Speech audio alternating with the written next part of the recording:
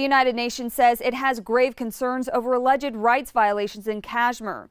On Wednesday, August 17th, the UN's High Commissioner for Human Rights, Zaid Ra'ad Al Hussein, appealed to both Indian and Pakistani authorities to allow the agency access to the disputed region. The UN says it's unfortunate its requests for access haven't been granted, quote, especially given the seriousness of the allegations of the use of excessive force as well as the number of people killed. Indian-controlled Kashmir burst into unrest in early July after a popular separatist rebel died in a gunfight with Indian troops.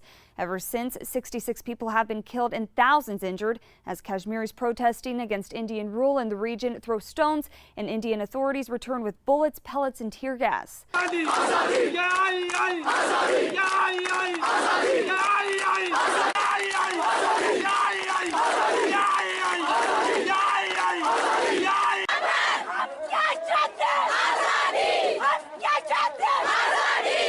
In a social work field from last 3 years. I have seen how many people have been disappeared in this valley. There are at least 10,000 people who are illegally disappeared, whose graveyards have been found in Boniar area. I beg to the UN, who are just the mute spectators of this brutality in Kashmir, who are just doing nothing.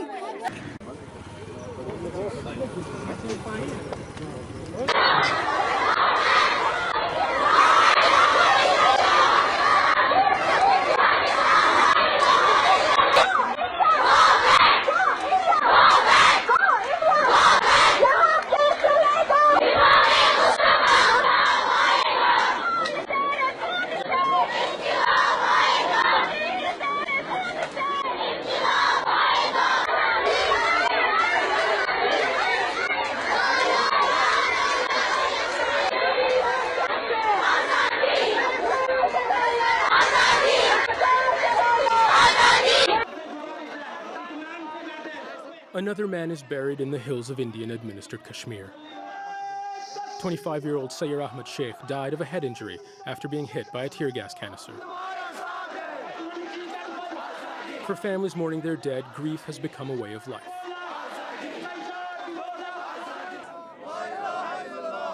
Elsewhere in the valley, another funeral. Abdul Qayyum Wangnu was 47 years old. His family says he was beaten to death by security forces on Friday, something the Indian government denies. There was a heavy deployment of forces around the flyover. Witnesses say he probably had an argument with the paramilitary men and he was hit with a gun butt in his head. The unrest began in July when Indian security forces killed separatist fighter Burhan Wani. His death mobilized thousands of activists, which prompted a major security crackdown. Soldiers and police have killed dozens of people. But demonstrators calling for independence show no signs of backing down. We want to say that today 2 more of our brothers have been martyred. We won't accept defeat until we free all of Kashmir. While the government has eased curfews in some areas, the region remains under tight security. And with both sides in the conflict refusing to budge, there are likely to be more funerals before there is peace. Zain Basravi, Al Jazeera.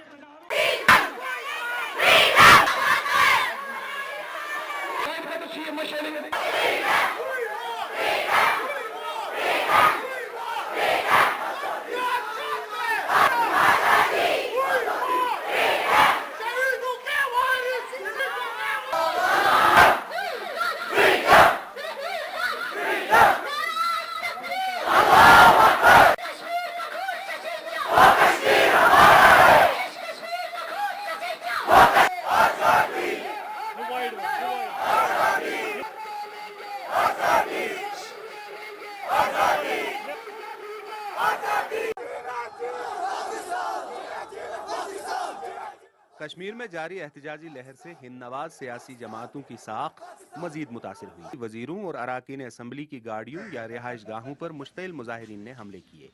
Naeem Akhtar मौजूदा हुकूमत के senior वजीर हैं, मखलूत हुकूमत के तर्जमान हैं और उससे बढ़कर वजीर आला महबूबा मुफ्ती के मुशीर खास भी हैं।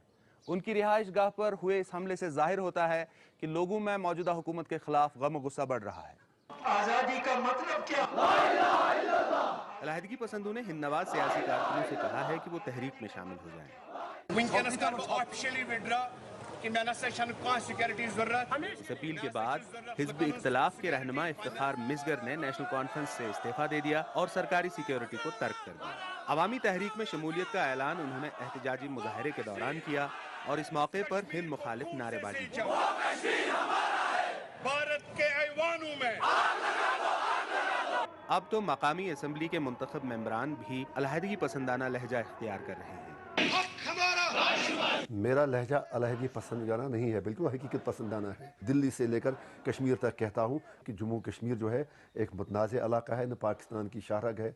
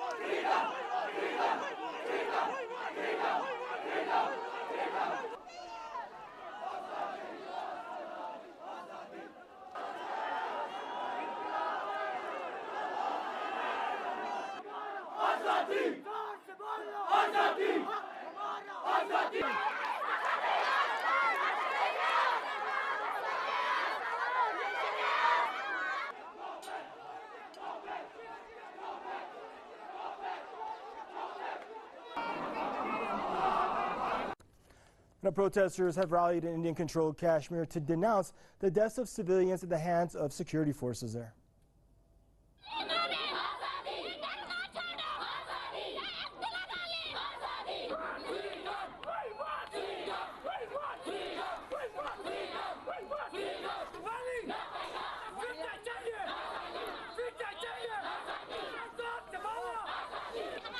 Our goal is that we should get freedom and we don't fear their bullets. We pick up stones only when the security forces fire bullets and pellets at us. So many of our brothers have been martyred, but no one is talking about it.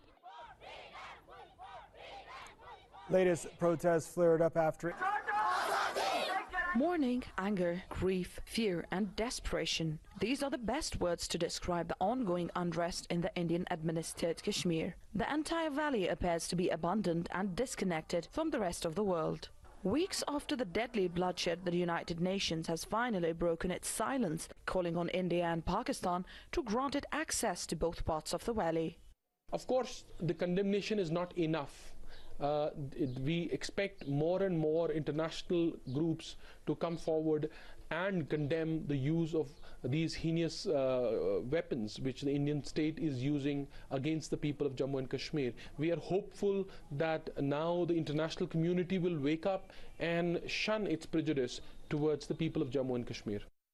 The UN's High Commissioner for Human Rights, Zaid Ra'ad Al Hussein, has deeply regretted the United Nations not being granted access to Kashmir. The body wants to independently interview victims, witnesses and security forces, given the seriousness of the allegations of an excessive use of force by Indian security forces. They misusing these powers, the draconian powers they have given. They are killing the innocent people, the non-combatant Kashmiri, for the awards and rewards they're getting from the government. Clashes erupted in Kashmir in early July after the killing of a popular pro-freedom fighter by Indian forces. Since then, over 65 people have been killed and more than 6,000 injured in clashes between the protesters and Indian forces. In the recent weeks, New Delhi has constantly prevented UN's access to turmoil-ravaged Kashmir Valley. This has raised questions about India's seriousness and sincerity in solving the dispute between India and Pakistan over Kashmir. Activists fear if the situation persists for long, Kashmir could plunge into a civil unrest. Shana Bhatt, Press TV, Indian-controlled Kashmir. Violence continues in Srinagar. What was supposed to be a day of festivity and celebration turned out to be quite different. After the Eid prayers, protesters, mostly youths, turned out in large numbers. They vented their frustrations on police barracks, set fire to police vehicles. The Jammu and Kashmir police was cautious and fired into the air to disperse the crowd. No casualty was reported. This year has been one of the most violent in recent memory. 70 deaths in the last 3 months. Mostly young, killed by security forces' bullets. Many in Indian-administered Kashmir are now looking at the central government to take some positive steps in order to reduce the tension. But nothing has emerged so far. And it remains to be seen now how the Indian government will calm the rising frustration of the youth of Kashmir. Nilanjan Chaudhary, Al Jazeera, New Delhi.